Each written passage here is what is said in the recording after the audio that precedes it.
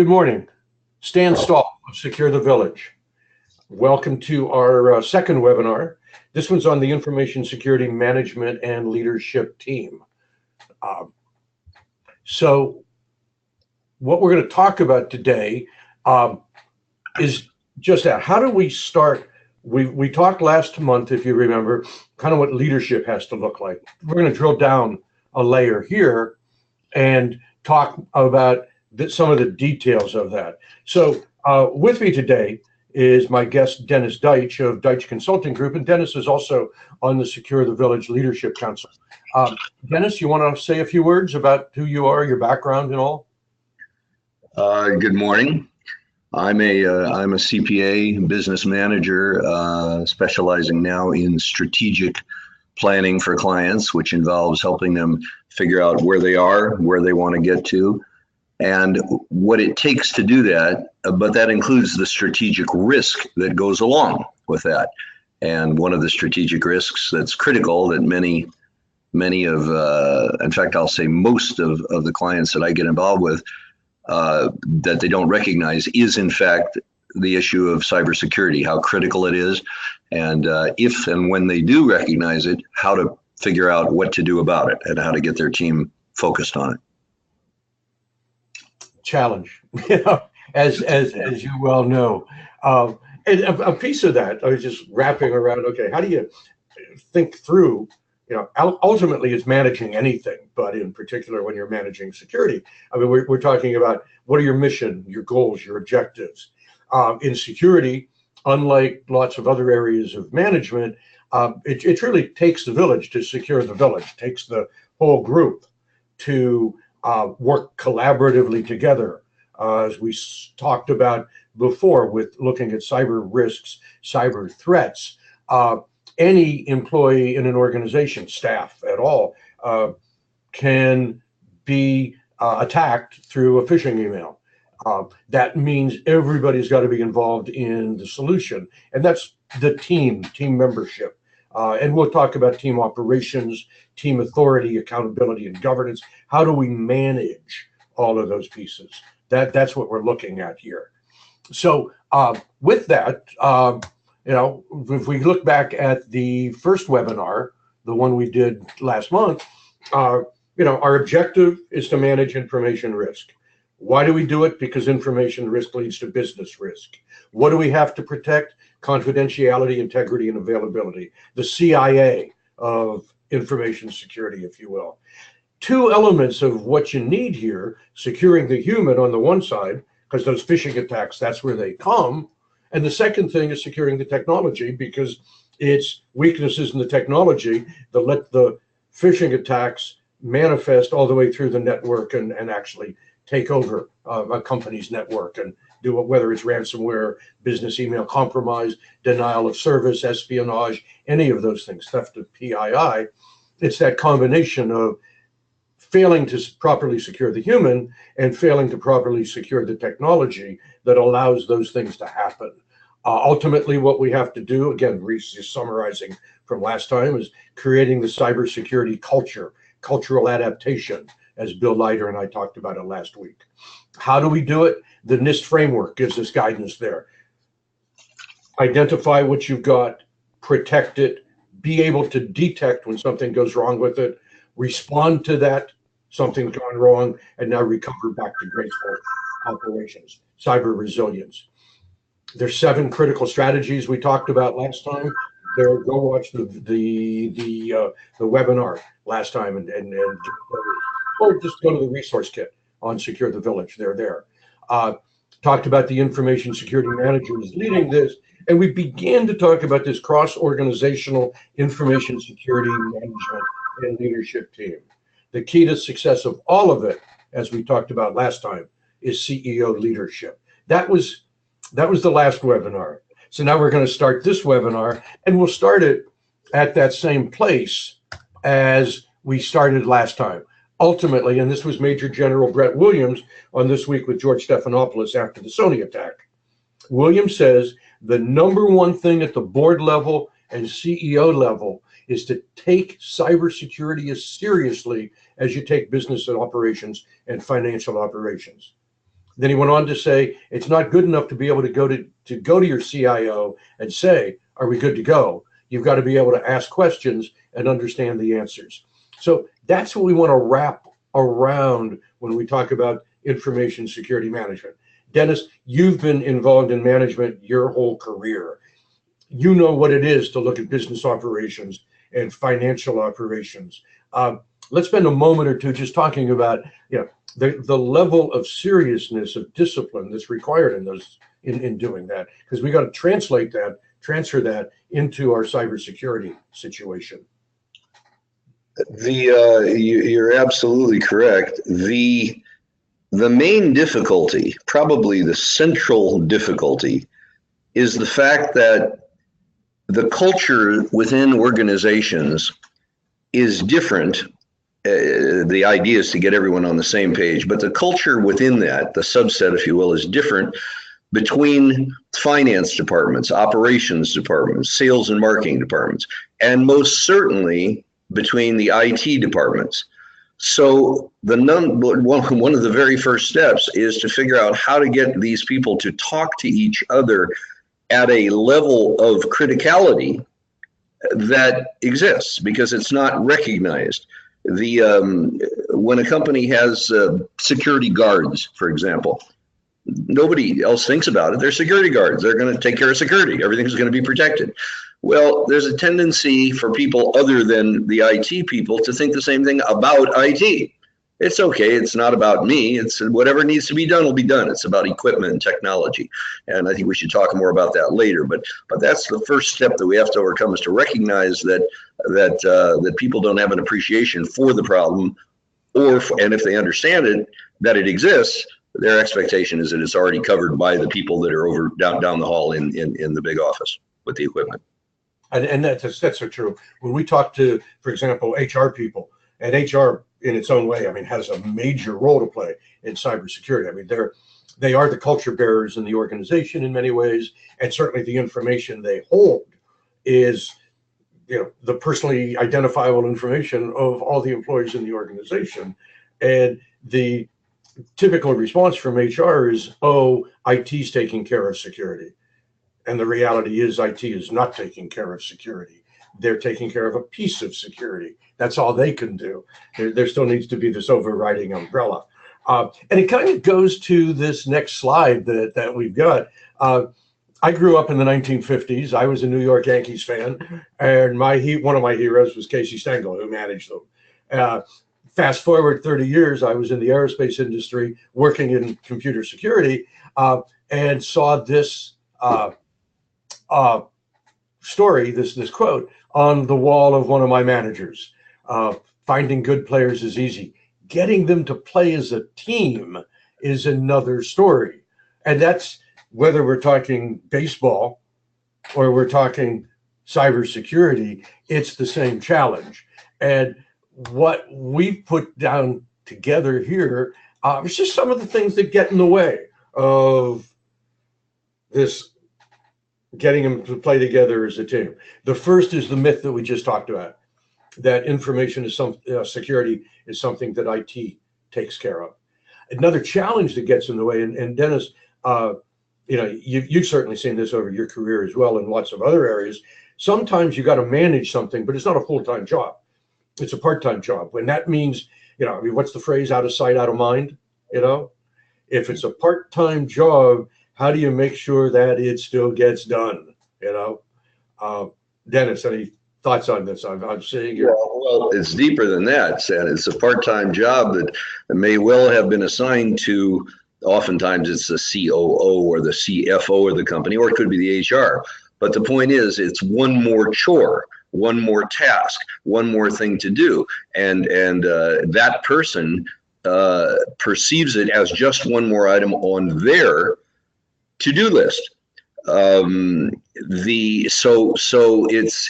question is prioritization, and when it is unless it's assigned to someone specifically, and unless they know it is their priority, which we'll get into, it oftentimes just gets lost in the shuffle, or it's on the bottom burner. It's something that is important but not urgent on their own to-do list, and therefore doesn't get managed, coordinated effectively. Yeah, so true. And so that's one of the things. The next bullet's another. Team members having different organizational priorities. And we see this most often in the conflict between IT and information security. Target being a good illustration of that. Christmas season, IT's got to keep the cash registers up because Target can tell you how much revenue they lose for each second that a cash register isn't working because they got statistics. Meanwhile, security comes along and security reports to IT in the Target case. They've invested all this great money in a product from a firm called CrowdStrike that is monitoring a lot of the Target network. They'd like resources to analyze the feedback, the data that they're getting from the and it's not CrowdStrike, sorry, it's FireEye, from that technology, but all the resources are being taken up to keep the cash registers open. And the CISO, the security officer, doesn't have an independent access to resources. We got team members having very different organizational priorities here, and who suffers? Security suffers. Dennis, again, we've both seen over the course of our careers, not just between security and other things, but I've seen operations and finance as a regular. They're often at loggerheads because one wants to spend money to make money, and the other one wants to, hey, we got budgets here we got to pay attention to. That conflict, like natural. Absolutely, that is one of the principal conflicts. There are a couple of handfuls of conflicts, but that's a big one. And again, but you mentioned the word as well, priorities. It's the priorities of the individual people are first and foremost what they're there to do, what their titles are, what their roles are, what they're getting paid for. And this is kind of a new pain that results in a chore that they have to do that they don't fully understand. If our objective is to try to get them to understand the importance and how to go about it. But even at that, it's just not high on the risk on their personal risk list, and therefore their personal priorities to perform. Yeah, totally. And that goes to that next bullet, looking to make sure there's alignment with information security, that it doesn't fall off the edge of the earth, if you will. And ultimately, it goes then to the security manager's need to keep team members involved, engaged, and enthused through this. Right. Ultimately, that goes back to the last webinar that we talked about, and maybe you want to add a few things to this as well. Just this need for leadership. Somebody's got to be regularly saying, hey, cybersecurity, information security, that's important to us. We take it as seriously as we take operations and finance. Most certainly what you said. I think that even when in the training process that's critical, what happens is that even including the IT department people, don't really appreciate the depth, the scope of the risk that a company undergoes. Cybercrime has, in Los Angeles, where we're based, there's some $15 million a month that gets reported as cyber criminal activity.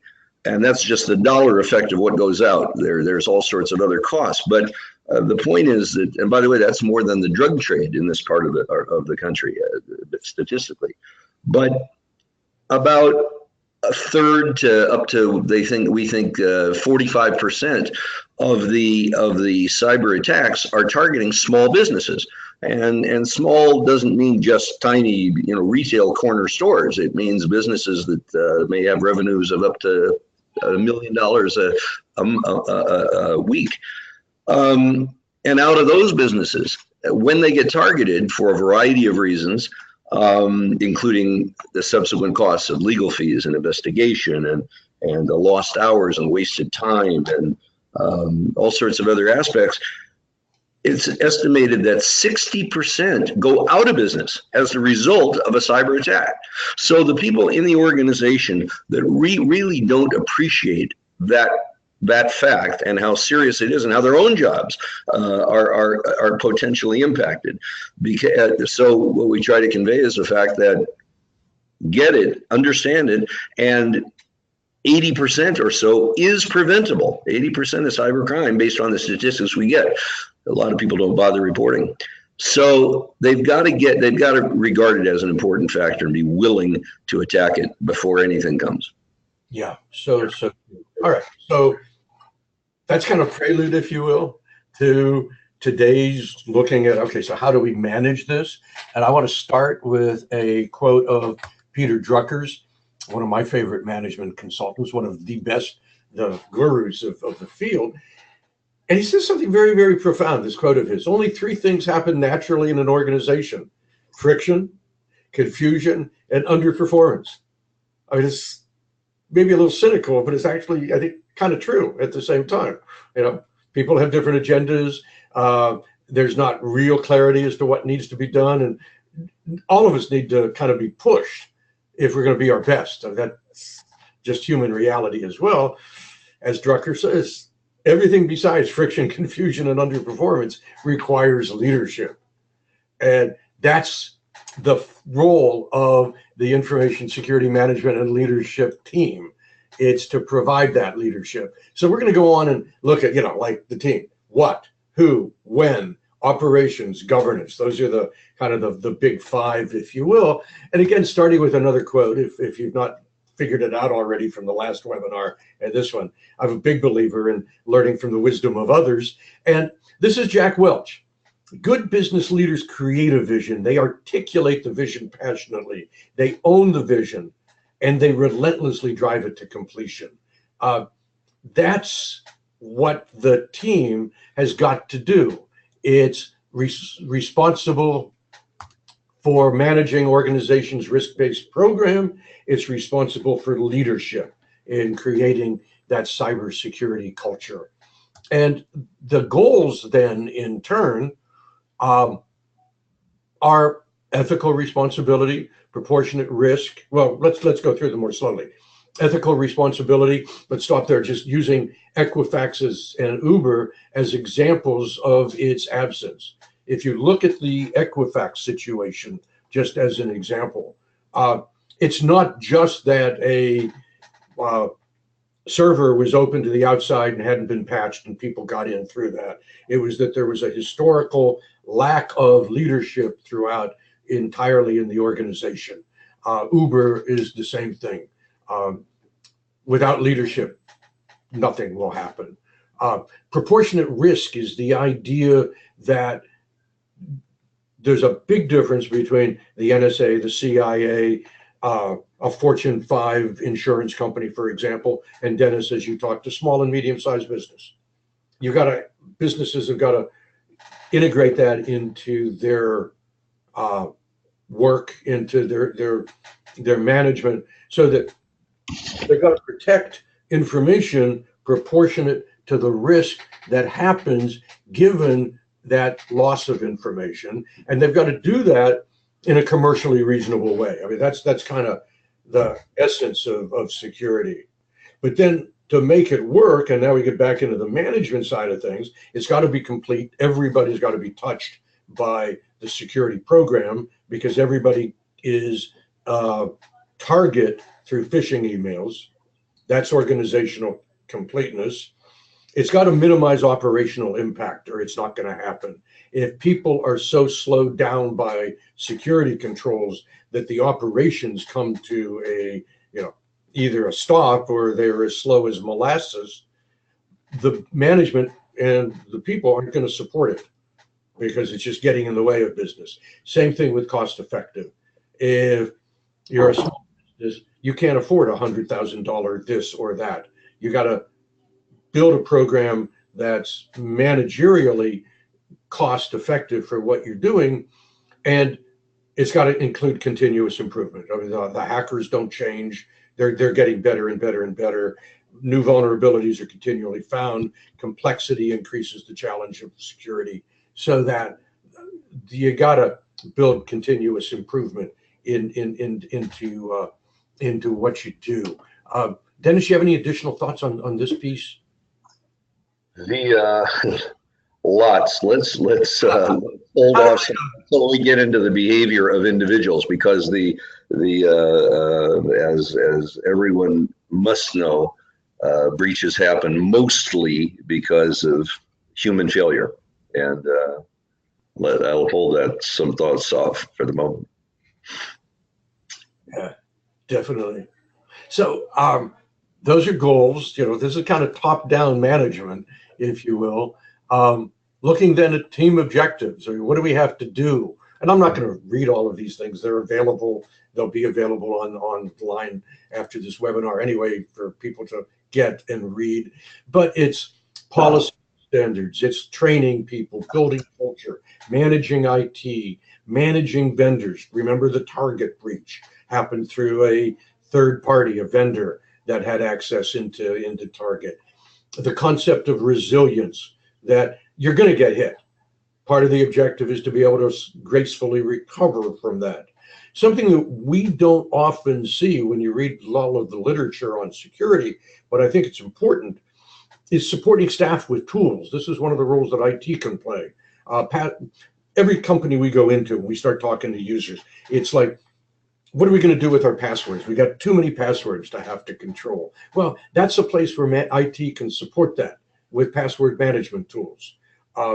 The team has got to work with the finance department to manage the risk of online bank fraud. Dennis, you mentioned earlier, $14 million a month just in LA alone going out the door on bank fraud.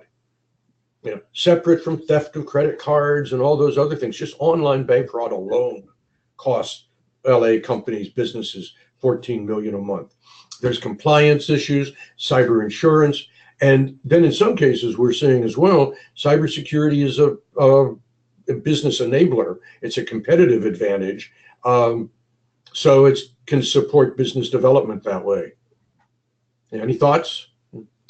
Very much. It goes all the way up to which clouds one's business is running through.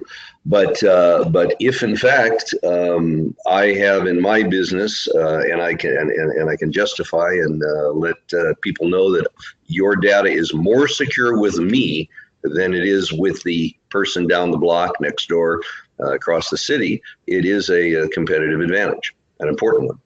Yeah, so totally true. So the next piece of this I want to go to is this quote of, again, quotes Vince Lombardi. Says, perfection is not attainable, but if we chase perfection, we can catch excellence.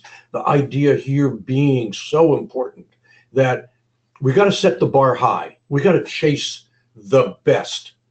We're not going to necessarily achieve it all the time. We might achieve it here, there, once or twice, but if we can chase it, we can catch excellence. We can really do well. And that's, when you look at goals, mission goals, and objectives, that's the framework we want to build for our people, that we're out there chasing perfection as much as we can, looking to catch excellence in those opportunities that we have for that. So with that, I mean, let's now move to the team membership itself. Who's on this team and why? And it's very much a function of the size of the organization. So the information security manager has got to be on that team. Yesterday, we were with a client, small company, 20, 25 people or so. Their team is the information security officer, who happens to be the chief operations officer in that case. The IT director happens to be outsourced. The HR director and subject matter experts. That's a critical piece of it as well. If you're in a nonprofit, size is appropriate. You'd like your director of development to be on that team. If you've got a chief risk officer, like a lot of companies do, that's an obvious to put on the team. A chief legal officer, if there's that person in your firm, that's an obvious to be on the team as well. The team absolutely needs subject matter expertise, and in part, it goes to one of these myths that we talked about, that IT and information security are different. So you want IT subject experts on the team, but you also want security experts on the team. And then the team's got to have available to it people with cyber law experience, if not a chief legal officer. If law is outsourced, that person needs, the lawyer, the counsel needs to be available, and somebody knowledgeable in cyber insurance at mitigating risk through insurance. That's the team, and again, cross-functional to cover the entire organization. And if we go on to the next slide, it kind of puts it into a org chart. And Dennis, I'd like you to. Yeah, before we get into the structure, I want to expand what you said. The team itself, who is going to be overseeing, guiding, managing this function is critical, of course. And what their skill sets, whether it's an HR specialist or a CFO, is important from the standpoint of whether they know how to manage people. But the problem that I find consistently and frankly in almost all cases is that they themselves don't recognize that they're part of the problem. Back for a minute to my comment that reminding people that most breaches happen because of human failure, because there's an absence of management focus, but it's because management wasn't trained in the first place. And so what happens is that people, in particular, management executives who think this isn't going to bother me, it's my people that have to watch themselves, but pay no attention to themselves. They use weak or repeated passwords. By the way, some 80% of breaches are attributable back to simply stolen or weak passwords that can be easily these days, especially with robots, can be deciphered. But they fall for phishing attacks. They casually open links without thinking about it. I'm talking about the team that we're putting together here are individually executives and managers who behave insufficiently to protect us. So that's one side of it. And then they also are the people who have a tendency, it seems, to lose their laptops or their smartphones.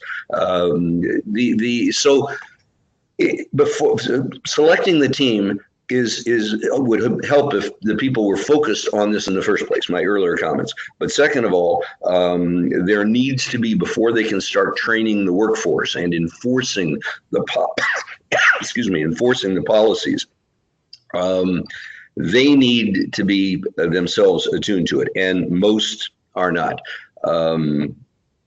There are one statistic that I recently saw is that a minute fraction, maybe 5% of the people even notice whether their webcam light is on, whether someone can see what they're doing.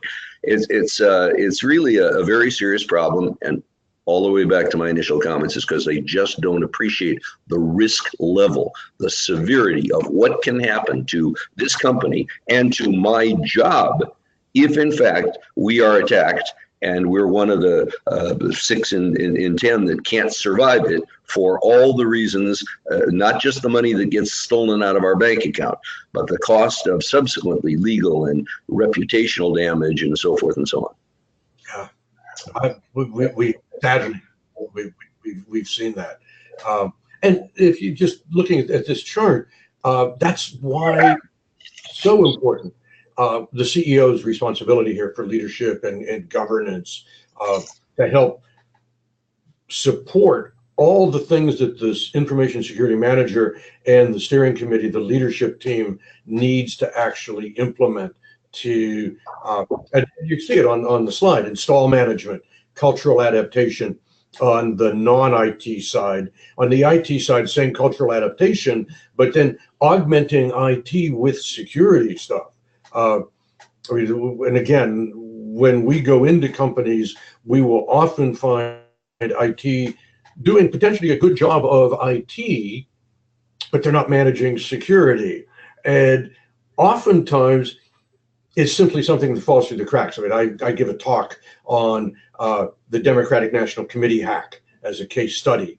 And one of the truths about that hack was that people management assumed that IT was taking care of security, the IT vendor. You look at the IT vendor's website, they don't even say the word security.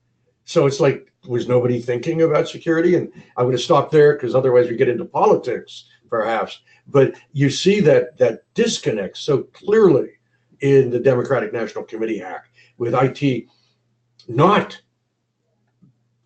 expressing any capability in security, and yet management expecting that, oh, IT is taking care of this for us. That piece just slipping through the cracks is what so often gets you to that 60% number that so many companies get breached and can't recover from it. Okay, but let's move on from that. Okay, we got it. We got our team. Its structure is set up properly. Its mission, vision, goals, objectives, all that stuff's in place. What do they do? And that's the next slide begins to take us here. It's a three-phase project as we see it.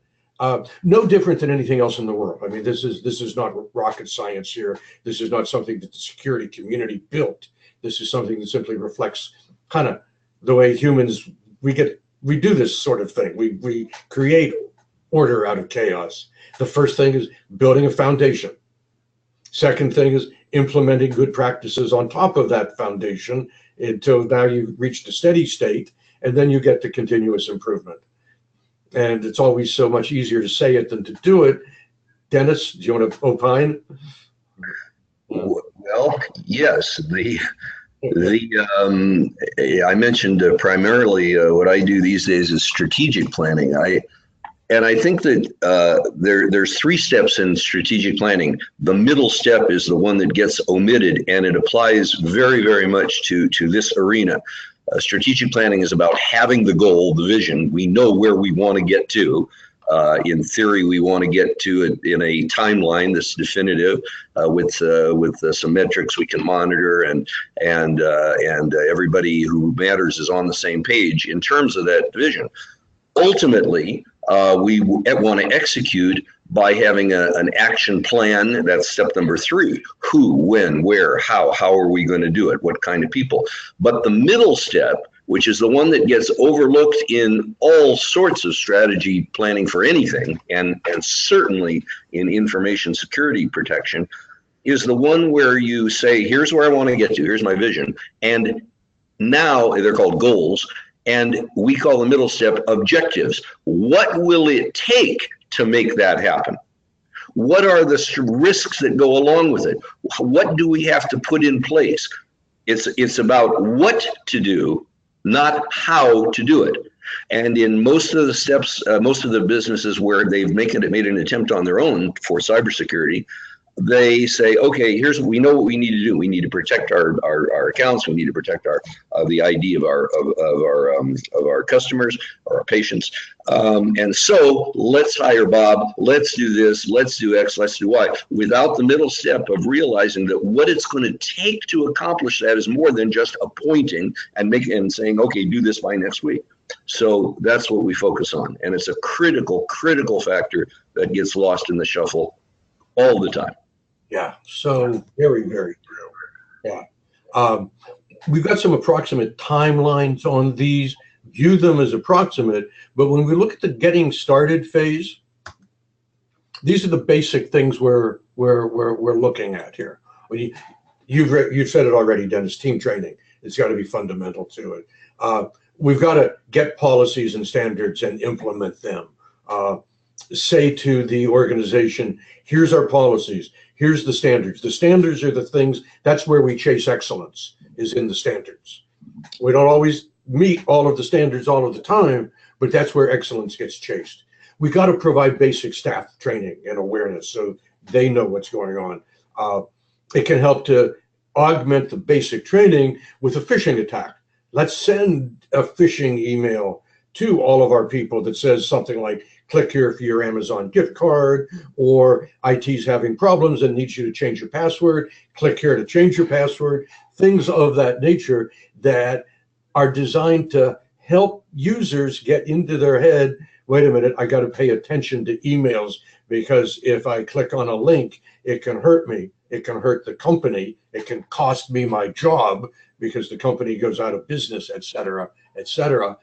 Those things. So the phishing defense training augments the in classroom training, if you will.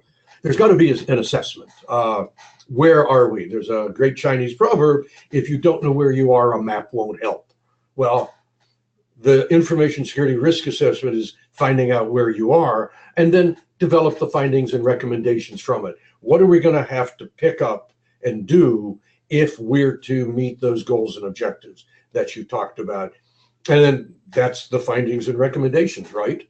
Yeah, these are what these are examples of the objectives of the step.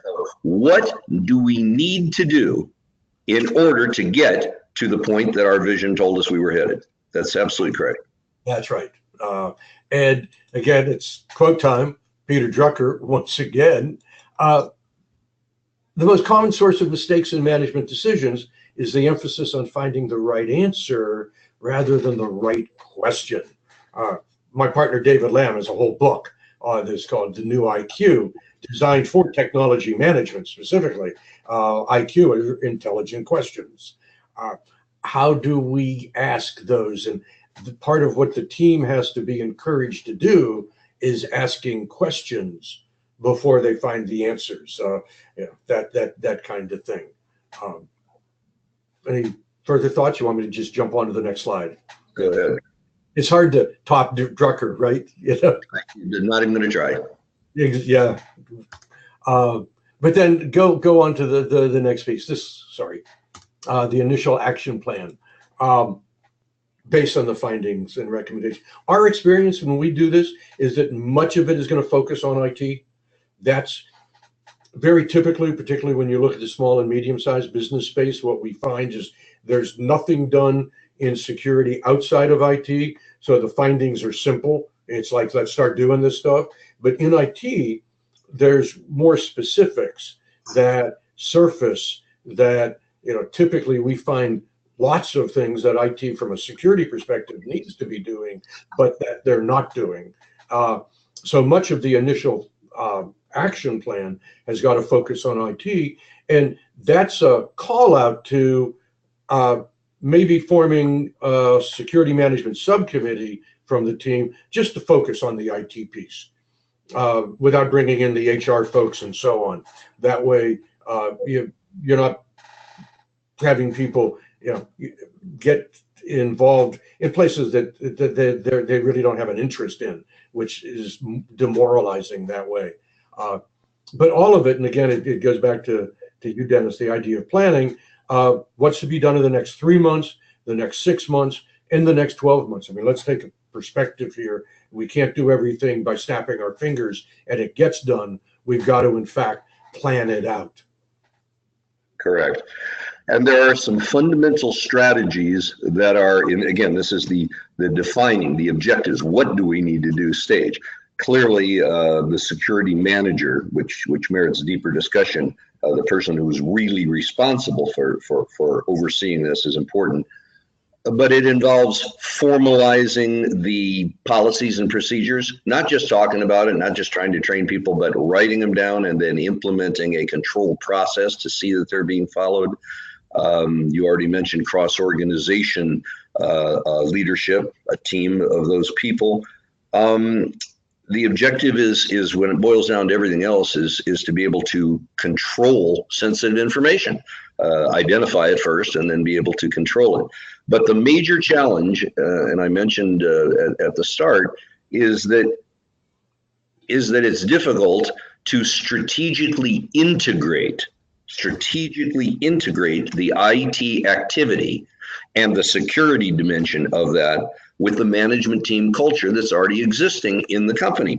These people, by say these people, everybody else, frankly, typically ignore a lot of the directives that come out of, because IT and even the protection policies, because they don't appreciate the severity of it. Again, I'll mention particularly the executives. They are the weakest link we find in holding, keeping hacking schemes from working, because they're just not sensitive to the severity and the risk level. Yeah, and that's right. We find as well a big difference, a big gap. Let's say when we go into a financial organization, a bank, for example, there, because compliance is so tight, um, there may not yet be cultural adaptation of the kind we need, but there is often, not often, that's too strong a word, at least regularly, kind of punitive actions taken for people who violate the security rules. At the bank level, because there are examiners looking over them, there's already been policies of compliance, or they won't be allowed to be continue in the business regulatorily. Yeah, exactly.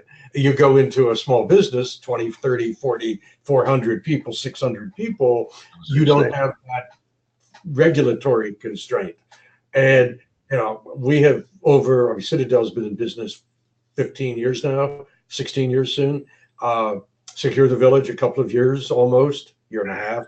And we'll regularly, when we walk into organizations, see that the executives kind of think that security, that's for everybody else, but they get to do whatever they want.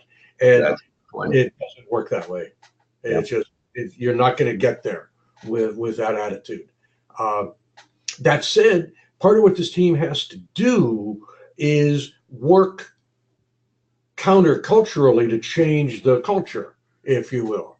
And that gets into the next slide, all about how do we manifest in an ongoing way, how do we get this process going and keep it going so that, okay, today, maybe we've got these kinds of challenges that you and I are talking about, but 6 months from today, we want the world to be different.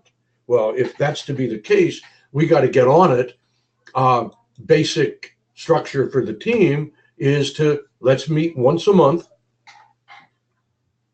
and just plan the work and work the plan. What did we plan to do for the month? What did we accomplish? How come we were under or over? If we expected to accomplish something and we did, what were the success factors? If we wanted to accomplish something and we were unable to, what got in its way? And oftentimes those are legitimate things get in the way. Emergencies happen, priorities shift, but let's keep track of that so we get to manage it along.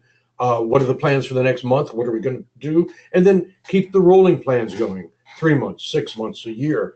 And that's ultimately the basis for continuous performance improvement. This slide is one that Citadel has been using. It actually goes back pre-Citadel. It's if you're familiar with Deming's PlanDoCheckAct for manufacturing, this takes PlanDoCheckAct into the management side, but it focuses it around security as well. It's a 4-stage engine, if you will. Assess what you're going to do. Assess what your current state, decide what you need to do, plan it, implement it, assess, decide, keep that process going, and formalize that process so that you're managing it regularly all the way through the month after month after month. Again, Dennis, thoughts? It's correct. Different words, perhaps, but the process is consistent with everything that's been taught in management and in graduate school since Peter Drucker. The action plan begins with, again, the vision of what we want to do, what we want to improve, and it always involves setting requirements, clarifying expectations, assessing the situation, the risk side of it, as well as the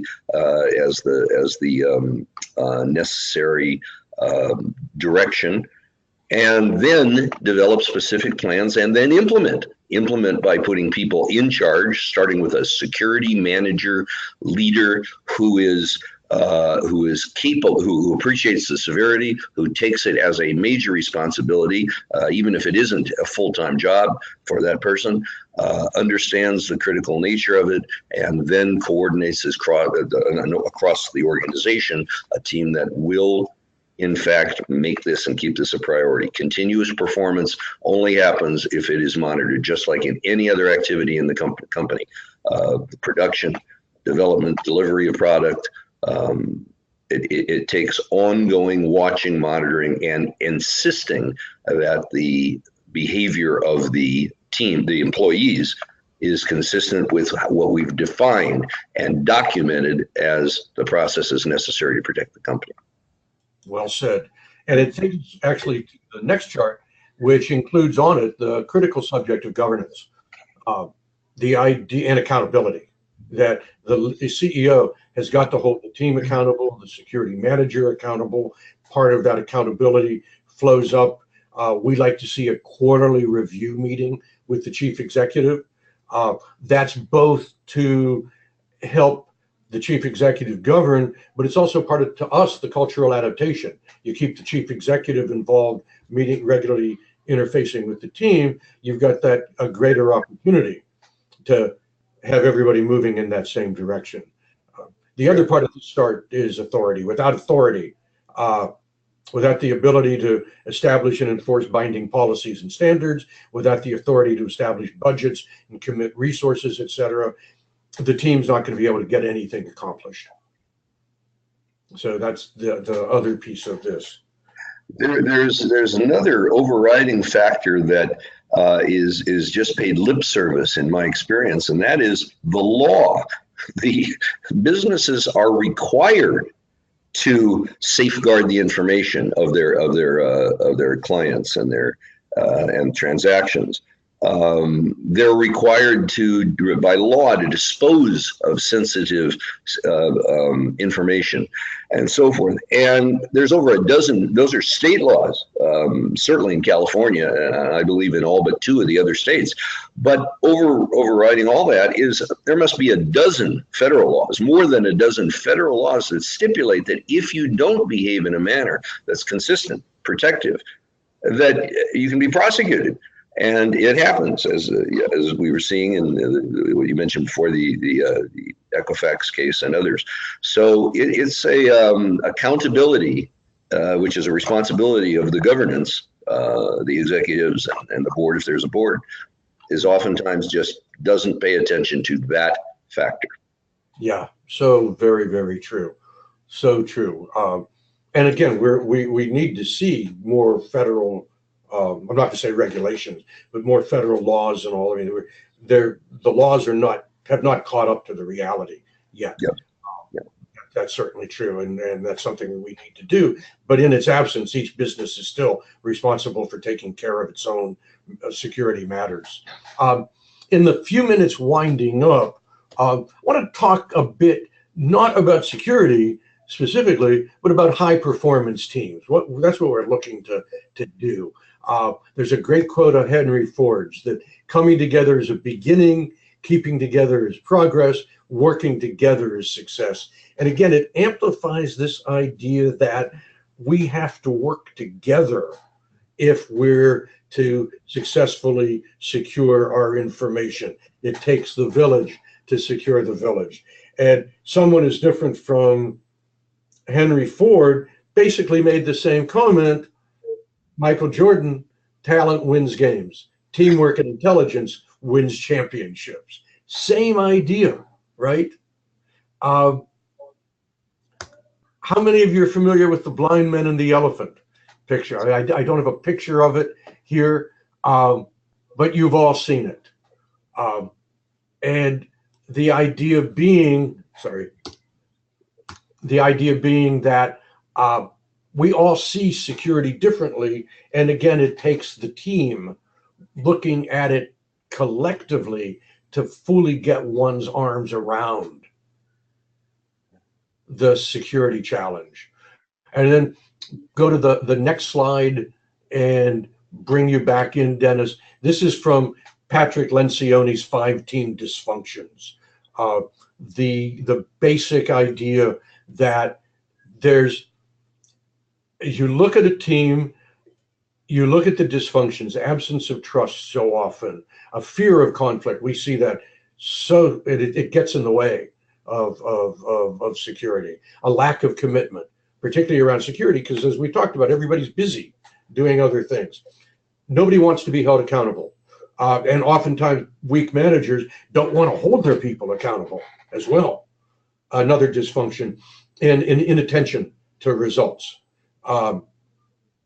And the role of the leader in all of that is to change the dysfunctions, building trust, pushing team members, caring about the team, those soft skills, those soft capabilities, if you will. Let's spend a moment or two. I think this chart is so instructive as to the role of leadership in particularly security, as we're talking, but even more broadly in business. You're absolutely correct. And from the standpoint of management, leadership of any company, these are the philosophical areas that they ought to be aware of, might have read, might have heard, but oftentimes simply neglect. Why? Because of, well, two things we talked about already. One is that security implementation is an overhead item. It doesn't generate revenue. It usurps the budget for operational activities, and therefore it's easy to overlook, or if not overlook entirely, to at least put on the bottom of the priority list. People have a tendency in any business, in any role, to pursue things that appear urgent, whether they are or not, over things that are important. And this is one of the most important areas, but because it's an overhead item, it's easy to shove it to the bottom of the pile. But the second is that the person in themselves who is shoving it to the bottom of the pile already has a full-time job. They're not earning enough, right? Who in our audience has ever been paid as much as you're worth for what you did last year? It just doesn't happen. It's our nature to always think we somehow got taken advantage of. But in this case, there's just one more burden, one more hassle, one more time usurpation, and how combined with one other factor at an individual level, who doesn't understand how serious, as I mentioned a couple times, the damage can be done to the company, can't help but somehow say, how can my simple or stupid or out of all the people in the business, how can my job function be of such interest to a hacker? Okay, not me. They can hack the Pentagon, they can hack the White House. Who's going to bother with me? The reality is just the opposite. The bigger the institutions, and they're not impregnable, as we've seen in the news, big ones, biggest stores in America. But the little guys, the people who haven't put in any security levels or minimal security levels, even though 80% of this stuff can be prevented, are the easy targets, the low-hanging fruit, if you will. So it's a problem. And it's an education problem at the highest level, and then a priority problem, since executives fail to, leaders, owners, people who are looking for profits, fail to designate this overhead item as a priority. And then thirdly, even if one takes the time to put in systems and train their people, one of the major missing links, there's still the element of human behavior at the employee level who just, it's not going to happen to me, and it's certainly not going to happen on my desk. And so they get lackadaisical or just flat out ignore the policies, and that's where breaches occur. Mm-hmm. Very much so. And it's like what you just said, kind of pushes the whole thing down to this bottom. Force collective outcomes. Don't have an inattention to results, that function, but focus on results. How can we manifest improved culture, improved risk management, improved behavior on the part of our people just taking that fraction of a second, that little inch of moment when that email's there, it's got a link in it that says click here for your Amazon gift card, just in that moment to say, wait a minute, do I really want to click here? Is this okay? Let me check with somebody or whatever, to manage that. Push through. How many on that order? How many people? I'm going to guess zero. We'll say me.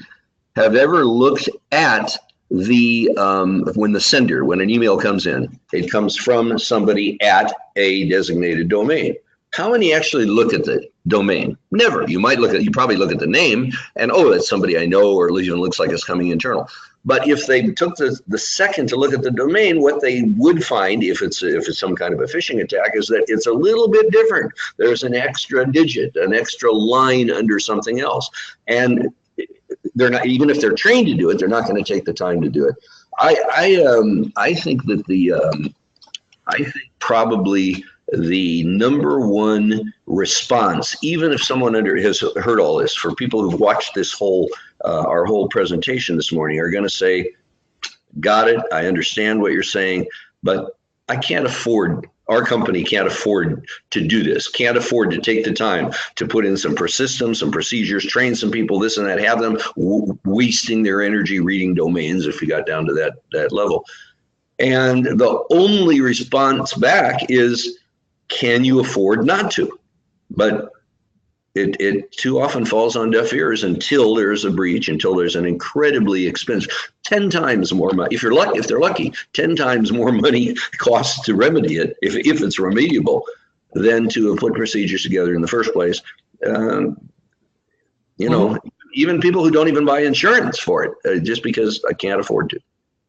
Yeah, all of those things. I mean, I think the whole thing. I mean, if you don't plan for it, the cost of when it happens is so much higher than if you plan for it and block it. A stitch in time saves 9. I mean, that kind of an attitude towards this stuff. The expression in my industry is failing to plan is planning to fail. Yeah, exactly. Failing to plan is planning to fail. So with that, then, all right, we have planned and we've got our team, and if we're successful, everyone's moving forward together. And success now takes care of itself. That's Henry Ford. I want to wrap this up. This is a rather long slide. It's actually a quote from Lee Iacocca in his autobiography, quoting Vince Lombardi again. Well, we can't achieve perfection, but if we chase it, we can find excellence. Lombardi says, a player's got to know the basics of the game and how to play his position. You got to know the how to block and tackle and everything. I mean, you got to have training, and you got to have policies, and you got to have standards. Next, there's got to be discipline. And this is management's role. You got to play together as a team, not as a bunch of individuals. There's no room for prima donnas, Lombardi said. And that's true even if those prima donnas are the executives in your company. The team has got to focus and be sure they focus around getting everybody on this same page here. And then he goes on, he continues, the third ingredient, if you're going to play together as a team, and this is fundamental, you've got to care for one another. You've got to love each other. You've got to have each other's back this way, not fighting each other in the dysfunctional way that we talked about in the last slide, but really supporting each other collectively. And Lombardi goes on to say, and this is the fundamental piece, the difference between mediocrity and greatness is the feeling these guys have for each other. Most people call it team spirit. Part of the responsibility of the team is to generate this team spirit. And if you read the last paragraph, I didn't bold it because it's less structurally, from the others. But Lombardi says to Iacocca that evening when they were talking about this, he says, football is the same thing as running a ball club or a corporation. Does one man build a car all by himself? Does one person, quarterback, the end, or whoever, win a football game all by himself? Does a company secure itself all by one person, this information security manager or the IT manager or whoever it might be? No, literally, it takes the village to secure the village. We got to get everybody involved. And that's where team spirit becomes so absolutely, fundamentally, vitally important. Ditto. Okay, go for it. So then, all right. So that's That's the bulk of the webinar. Here's the assignment now. Before now and the next webinar, which we'll get to in just a moment. Okay. Identify your information security management and leadership team. Who's on it? After last month's meeting, you should have your manager. Now create your team and have all the team members watch this webinar, and wouldn't hurt, have them watch the last webinar as well if they've not already seen that, so that everybody's on the same page. They know what to do. They can take the two webinars and grow from them, begin to instill those in their organization. Next webinar is April 5th, same time, 10 a.m. Pacific. Registration through SecureTheVillage.org. Next month, we're going to talk about online bank fraud, how to avoid being a victim. Dennis, you mentioned that, and then we talked about 14 million a month goes out the door just in LA alone that we know about in online bank fraud. So next month, I've got Barbara Allen Watkins, who's Senior Vice President of Treasury Management at City National Bank. She spends a lot of her work life in helping the bank's clients, the bank's customers, manage to avoid online bank fraud. So that's April 5th, 10 a.m. Our webinar series, as you see this month, is all meant to be very practical, real world, how to, actionable. You can take the things we've talked about here and actually implement them in your company. They're all based on the Secure the Village resource kit, which is on our website, and they're the first Thursday of the month at 10 a.m. Here's our schedule, starting with today's second webinar, April 5th, the online bank fraud. And we've got these scheduled, as you can see, all the way through January of 2019. April's on online bank fraud. Then we'll talk about cyber law, et cetera, et cetera, et cetera. A little bit slide here about who we are, what we do. I'm going to just go through these quickly because we're a little bit over time today. And then for more information, you can contact Dennis at his phone number is listed. He's on LinkedIn. His email is listed, dennis@duitchconsulting.com. His website, Dennis is like really good, as you can tell, just having seen him, heard him on this webinar, very insightful in these areas of strategy and goals, vision, objectives, getting things done that way. With that, I want to thank everybody for their participation. Dennis, I want to thank you so much for being our guest this month. It's been a good hour, and I want to thank everybody for attending, and we'll hope to see you next month. Thank you.